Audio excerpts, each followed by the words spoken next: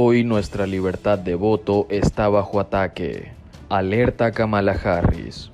La vicepresidenta de Estados Unidos, Kamala Harris, expresó este lunes que la libertad de voto está bajo ataque, actualmente en el país, en un discurso con motivo del día de Martin Luther King Jr. Desde la Casa Blanca, la vicepresidenta, que es la primera mujer afroamericana y persona de origen asiático en alcanzar este puesto, pronunció una locución que fue compartida de forma virtual en la Iglesia Batista de Ebenezer en Atlanta, donde Luther King Jr. fue pastor junto a su padre. Harris habló del peligro que las restricciones al voto que los republicanos han impuesto en algunos estados en que gobierna y afectan sobre todo a minorías como la afroamericana y a los latinos, ponen en peligro la democracia. En Georgia y en toda nuestra nación se están aprobando leyes contra los votantes que podrían dificultar a unos 55 millones de estadounidenses sufragar. Esto supone 1 de cada 6 personas en el país, subrayó la vicepresidenta. Además, alertó que quienes proponen esas leyes, no mencionó a los republicanos explícitamente, no solo están poniendo obstáculos en las urnas, sino que trabajan para interferir en los comicios para lograr los resultados que quieren y desacreditar los que no desean. Así no es como las democracias funcionan, dijo.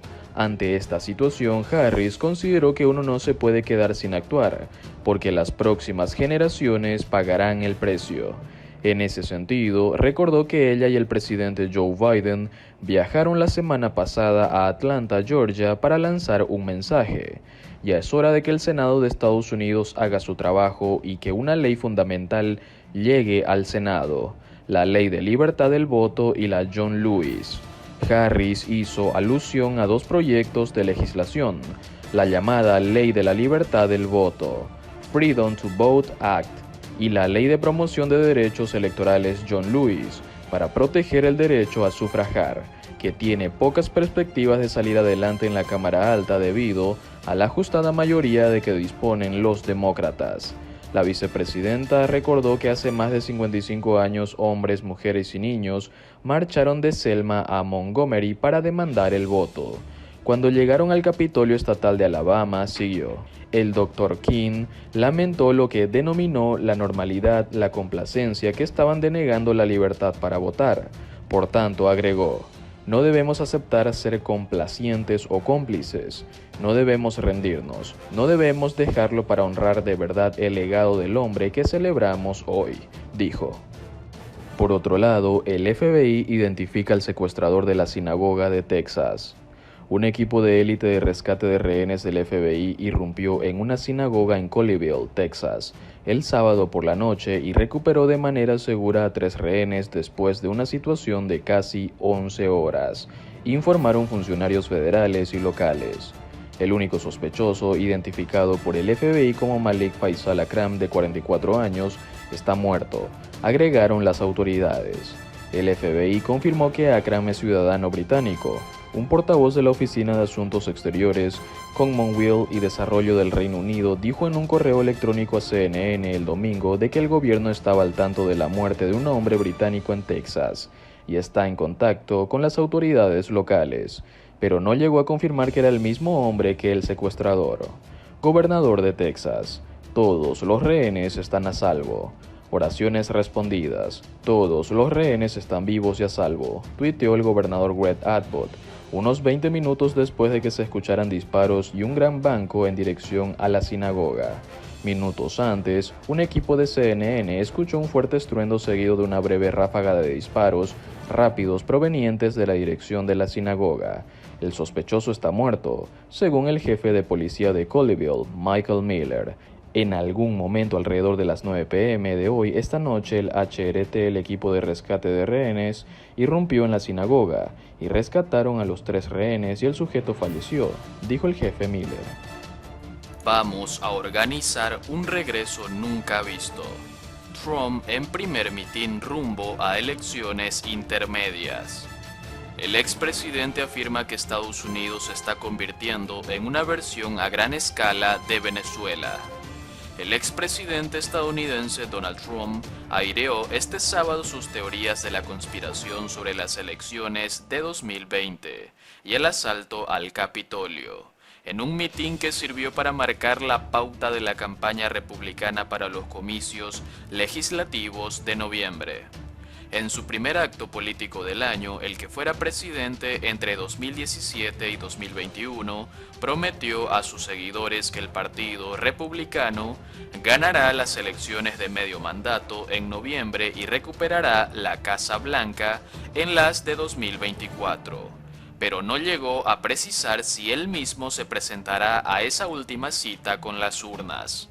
Vamos a organizar un regreso como el que nunca antes se ha visto, dijo Trump a cientos de sus seguidores en Florence, Arizona, durante un mitin que duró más de hora y media. El exmandatario se refería a las elecciones legislativas de noviembre, en las que todo apunta a que los republicanos, un partido sobre el que él mantiene todavía un férreo control, retomarán el control de la Cámara Baja y posiblemente del Senado, además de controlar otros muchos cargos estatales. Su discurso pretendía seguir de guión a los candidatos republicanos que quieran ganar en noviembre, pero al mismo tiempo siguió el patrón clásico de los que Trump solía pronunciar durante sus campañas de 2016 y 2020, con los mismos ataques a los inmigrantes o los medios de comunicación que vuelven locos a sus seguidores. El 6 de enero, Trump había prometido exponer en este mitin sus ideas sobre el asalto al Capitolio del 6 de enero de 2021, después de cancelar una rueda de prensa que inicialmente tuvo previsto dar en el primer aniversario de ese ataque protagonizado por una turba de sus simpatizantes, y que finalmente canceló.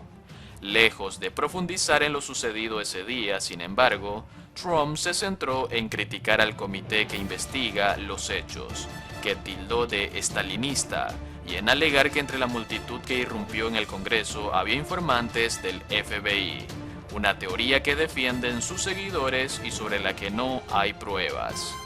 También describió como prisioneros políticos a los más de 700 imputados por delitos relacionados con el asalto, que se saldó con 5 muertos y 140 agentes heridos. Si creemos que son inocentes, deberíamos ayudarles a defenderse, afirmó el exmandatario, que no recibió una respuesta demasiado cálida de la audiencia en ese tramo de su discurso.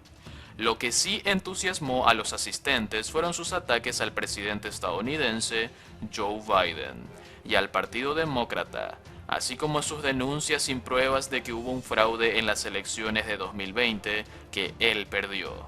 La verdadera insurrección tuvo lugar el día de las elecciones, el 3 de noviembre, subrayó el mandatario. Arizona es uno de los estados clave que Trump perdió por un margen de apenas unos miles de votos en 2020, y no dudó en mentir al respecto nada más comenzar el mitin, al asegurar que tuvo una tremenda victoria que le arrebataron en ese territorio. Dardos a Biden. De ahí pasó a criticar la gestión de Biden, de quien dijo que ha causado más problemas y más destrucción en el último año que 5 presidentes juntos. Nos estamos convirtiendo en una versión a gran escala de Venezuela, que hace 20 años era un país muy exitoso, y ahora no tienen comida, no tienen agua, todo el mundo se muere, lo gestiona un grupo horrible de asesinos, recalcó. Trump hizo gala de su nacionalismo con tintes autocráticos, al lamentar que Estados Unidos ya no hable supuestamente de su grandeza, sus militares y su poder como otros países, sino que lo haga del medio ambiente, el COVID-19 y la raza. El expresidente fustigó a su sucesor por los problemas en la cadena de suministros y en la inflación, el volumen de contagios causado por la variante Omicron y su intento de forzar a vacunarse a la mayoría de los trabajadores de empresas privadas del país, frenado por el Tribunal Supremo esta semana. Demócratas radicales, dejen a nuestros niños tranquilos con su poderoso sistema inmune, clamó Trump, cuyos seguidores son en muchos casos reacios a vacunarse contra el coronavirus.